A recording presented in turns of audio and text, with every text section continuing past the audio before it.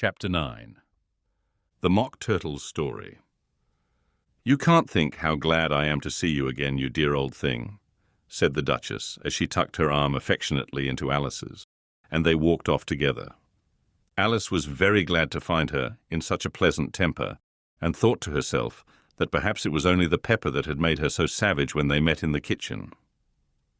"When I'm a duchess," she said to herself, not in a very hopeful tone though, "I won't have any pepper in my kitchen at all.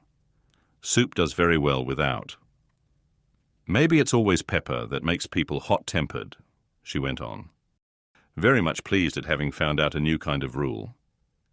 "And vinegar that makes them sour, and chamomile that makes them bitter, and barley sugar and such things that make children sweet-tempered. I only wish people knew that. Then they wouldn't be so stingy about it, you know." She had quite forgotten the Duchess by this time, and was a little startled when she heard her voice close to her ear. "You're thinking about something, my dear, and that makes you forget to talk. I can't tell you just now what the moral of that is, but I shall remember it in a bit."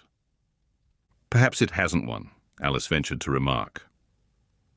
"Tut, tut, child," said the Duchess. "Everything's got a moral if only you can find it." And she squeezed herself up closer to Alice's side as she spoke. Alice did not much like keeping so close to her, first because the Duchess was very ugly, and secondly because she was exactly the right height to rest her chin upon Alice's shoulder, and it was an uncomfortably sharp chin. However, she did not like to be rude, so she bore it as well as she could. "The game's going on rather better now," she said, by way of keeping up the conversation a little. "'Tis so," said the Duchess, "and the moral of that is, 'tis love that makes the world go round.'" "Somebody said," Alice whispered, "that it's done by everybody minding their own business." "Ah, well, it means much the same thing," said the Duchess, digging her sharp little chin into Alice's shoulder as she added, "and the moral of that is, take care of the sense, and the sounds will take care of themselves." How fond she is of finding morals in things, Alice thought to herself. "I dare say you're wondering why I don't put my arm round your waist," the Duchess said after a pause. "The reason is that I'm doubtful about the temper of your flamingo. Shall I try the experiment?" "He might bite," Alice cautiously replied, not feeling at all anxious to have the experiment tried. "Very true," said the Duchess. "Flamingos and mustard both bite. And the moral of that is, birds of a feather flock together." "Only mustard isn't a bird," Alice remarked. "Right, as usual," said the Duchess. "What a clear way you have of putting things." "It's a mineral, I think," said Alice. "Of course it is," said the Duchess, who seemed ready to agree to everything that Alice said. "There's a large mustard mine near here. And the moral of that is, the more there is of mine, the less there is of yours." "Oh, I know," exclaimed Alice, who had not attended to this last remark. "It's a vegetable. It doesn't look like one, but it is." "I quite agree with you," said the Duchess. "And the moral of that is, be what you would seem to be, or if you'd like it put more simply, never imagine yourself not to be otherwise than what it might appear to others, that what you were or might have been was not otherwise than what you had been would have appeared to them to be otherwise." "I think I should understand that better," Alice said very politely, "if I had it written down. But I can't quite follow it as you say it." "That's nothing to what I could say if I chose," the Duchess replied in a pleased tone.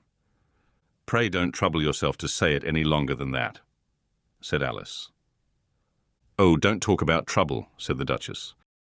"I make you a present of everything I've said as yet." "A cheap sort of present," thought Alice. "I'm glad they don't give birthday presents like that." But she did not venture to say it out loud. "Thinking again?" the Duchess asked, with another dig of her sharp little chin. "I've a right to think," said Alice sharply, for she was beginning to feel a little worried.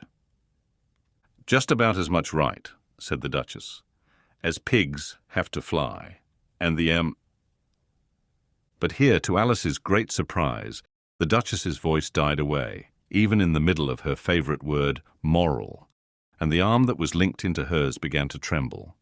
Alice looked up, and there stood the Queen in front of them, with her arms folded, frowning like a thunderstorm. "A fine day, Your Majesty," the Duchess began in a low, weak voice. "Now I give you fair warning," shouted the Queen, stamping on the ground as she spoke. "Either you or your head must be off, and that in about half no time. Take your choice." The Duchess took her choice, and was gone in a moment. "Let's go on with the game," the Queen said to Alice, and Alice was too much frightened to say a word, but slowly followed her back to the croquet ground. The other guests had taken advantage of the Queen's absence, and were resting in the shade. However, the moment they saw her, they hurried back to the game, the Queen merely remarking that a moment's delay would cost them their lives. All the time they were playing, the Queen never left off quarrelling with the other players, and shouting, "Off with his head," or "Off with her head." Those whom she sentenced were taken into custody by the soldiers, who of course had to leave off, being archers to do this, so that by the end of half an hour or so there were no archers left, and all the players, except the King, the Queen, and Alice, were in custody and under sentence of execution. Then the Queen left off, quite out of breath, and said to Alice, "Have you seen the mock turtle yet?" "No," said Alice. "I don't even know what a mock turtle is." "It's the thing mock turtle soup is made from," said the Queen.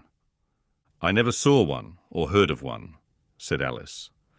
"Come on then," said the Queen, "and he shall tell you his history." As they walked off together, Alice heard the King say in a low voice to the company generally, "You are all pardoned." "Come, that's a good thing," she said to herself, for she had felt quite unhappy at the number of executions the Queen had ordered. They very soon came upon a Gryphon, lying fast asleep in the sun. If you don't know what a Gryphon is, look at the picture. "Up, lazy thing," said the Queen, "and take this young lady to see the mock turtle and to hear his history. I must go back and see after some executions I have ordered." And she walked off, leaving Alice alone with the Gryphon. Alice did not quite like the look of the creature, but on the whole she thought it would be quite as safe to stay with it as to go after that savage Queen. So she waited. The Gryphon sat up and rubbed its eyes. Then it watched the Queen till she was out of sight. Then it chuckled. "What fun," said the Gryphon, half to itself, half to Alice. "What is the fun?" said Alice. "Why, she," said the Gryphon. "It's all her fancy that they never executes nobody, you know. Come on." Everybody says, "Come on, here," thought Alice as she went slowly after it. "I never was so ordered about in all my life, never." They had not gone far before they saw the mock turtle in the distance, sitting sad and lonely on a little ledge of rock, and as they came nearer, Alice could hear him sighing as if his heart would break. She pitied him deeply. "What is his sorrow?" she asked the Gryphon, and the Gryphon answered very nearly in the same words as before. "It's all his fancy, that. He hasn't got no sorrow, you know. Come on." So they went up to the mock turtle, who looked at them with large eyes full of tears, but said nothing. "This here young lady," said the Gryphon, "she wants for to know your history, she do." "I'll tell it her," said the mock turtle in a deep, hollow tone. "Sit down, both of you, and don't speak a word till I've finished." So they sat down, and nobody spoke for some minutes. Alice thought to herself, "I don't see how he can ever finish, if he doesn't begin." But she waited patiently. "Once," said the mock turtle at last, with a deep sigh, "I was a real turtle." These words were followed by a very long silence, broken only by an occasional exclamation of "Hicka" from the Gryphon, and the constant heavy sobbing of the mock turtle. Alice was very nearly getting up and saying, "Thank you, sir, for your interesting story." But she could not help thinking there must be more to come, so she sat still and said nothing.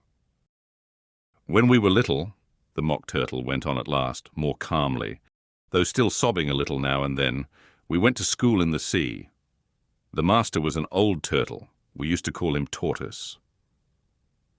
"Why did you call him Tortoise?" If he wasn't one, Alice asked. We called him Tortoise because he taught us, said the Mock Turtle angrily. Really, you are very dull. You ought to be ashamed of yourself for asking such a simple question, added the Gryphon. And then they both sat silent and looked at poor Alice, who felt ready to sink into the earth. At last the Gryphon said to the Mock Turtle, Drive on, old fellow, don't be all day about it. And he went on in these words. Yes, we went to school in the sea, though you mayn't believe it. I never said I didn't, interrupted Alice. You did, said the Mock Turtle. Hold your tongue, added the Gryphon, before Alice could speak again. The Mock Turtle went on. We had the best of educations. In fact, we went to school every day. I've been to a day school too, said Alice. You needn't be so proud as all that. With extras? Asked the Mock Turtle a little anxiously. Yes, said Alice, we learned French and music. And washing? Said the Mock Turtle. Certainly not, said Alice indignantly. Ah, then yours wasn't a really good school, said the Mock Turtle in a tone of great relief. Now at ours they had at the end of the bill French, music and washing, extra. You couldn't have wanted it much, said Alice, living at the bottom of the sea. I couldn't afford to learn it, said the Mock Turtle with a sigh. I only took the regular course. What was that? Inquired Alice. Reeling and writhing, of course, to begin with, the Mock Turtle replied, and then the different branches of arithmetic, ambition, distraction, uglification, and derision. I never heard of uglification, Alice ventured to say. What is it? The Gryphon lifted up both its paws in surprise. What? Never heard of uglifying, it exclaimed. You know what to beautify is, I suppose? Yes, said Alice doubtfully. It means to make anything prettier. Well then, the Gryphon went on, if you don't know what to uglify is, you are a simpleton. Alice did not feel encouraged to ask any more questions about it, so she turned to the Mock Turtle and said, What else had you to learn? Well, there was mystery, the Mock Turtle replied, counting off the subjects on his flappers. Mystery, ancient and modern, with seaography, then drawling. The drawling master was an old conger eel that used to come once a week.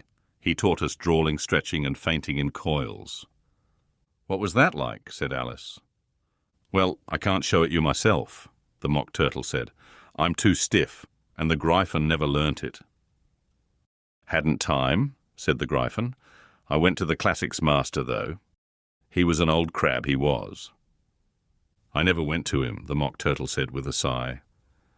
He taught laughing and grief, they used to say. So he did, said the Gryphon, sighing in his turn, and both creatures hid their faces in their paws. And how many hours a day did you do lessons? Said Alice, in a hurry to change the subject. 10 hours the first day, said the Mock Turtle, 9 the next, and so on. What a curious plan, exclaimed Alice. That's the reason they're called lessons, the Gryphon remarked, because they lessen from day to day. This was quite a new idea to Alice, and she thought it over a little before she made her next remark. Then the 11th day must have been a holiday? Of course it was, said the Mock Turtle. And how did you manage on the 12th? Alice went on eagerly. That's enough about lessons, the Gryphon interrupted in a very decided tone. Tell her something about the games now.